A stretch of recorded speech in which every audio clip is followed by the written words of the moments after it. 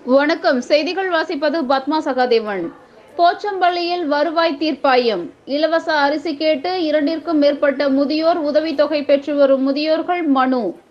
போச்சம்பள்ளி வட்டாட்சியர் அலுவலகத்தில் 1433ஆம் பசலி ஆண்டிற்கான வருவாய் தீர்ப்பாயம் இன்று முதல் நடைபெற்று வருகிறது.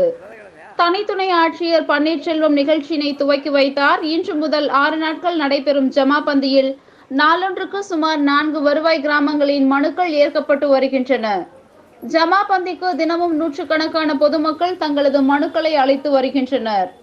பட்டா மாற்றம், பட்டா திருத்தம், தனிப்பட்டா, முதியோர் உதவித்தொகை உட்பட மனுக்கள் மீது உரிய நடவடிக்கைகள் எடுக்கப்பட்டு வருகின்றன.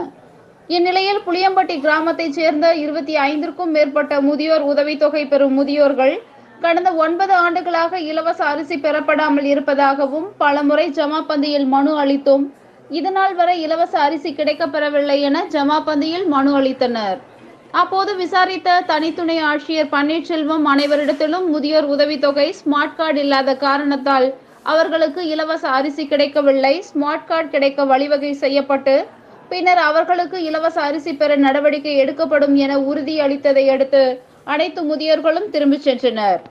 கிருஷ்ணகிரி தனித்துணை ஆட்சியர் பன்னீர்செல்வம், போச்சம்பள்ளி வட்டாட்சியர் மகேந்திரன், தனி வட்டாட்சியர் கங்கை தலைமையெடுத்து துணை வட்டாட்சியர் பாரதி, மண்டல துணை வட்டாட்சியர் ரஹமத், வட்ட வழங்கல் அலுவலர் லதா, வருவாய் ஆய்வாளர்கள் மற்றும் கிராம நிர்வாக அலுவலர்கள் ஆகியோர் ஜமாபந்தியில் கலந்து கொண்டு பொதுமக்களிடமிருந்து பெறப்படும் மனுக்களுக்கு அப்போதே முடிந்தவரை தீர்வு கண்டு கொடுத்து வருகின்றனர்.